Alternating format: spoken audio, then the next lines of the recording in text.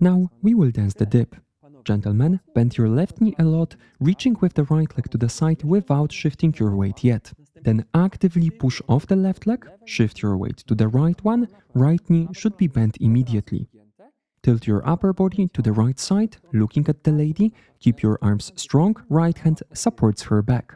Avoid leaning forward and over the lady because you are likely to lose your balance like this. Keep your back straight and simply tilt your body to the right side.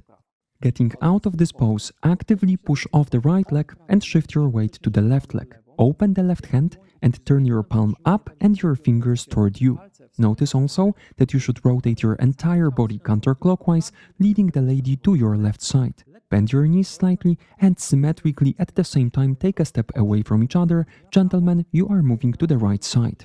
End up with your left side toward the partner and place your left hand on his shoulders like this.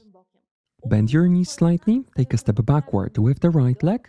Right knee is bent, left leg is straight and in front of you. Direct your hips forward and up and tilt your upper body and head backward, looking at the man. To get out of the dip, actively push off the right leg, step with the left leg.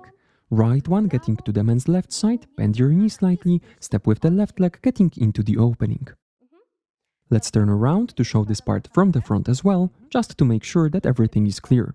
Bend your knee, step backward with the right leg, drive your hips forward and up, tilt your upper body and head backward.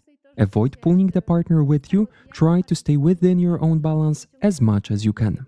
Then get out of the pose, left leg, right, and left away from the man into the opening. Let's go back to our proper direction and we're going to count this part.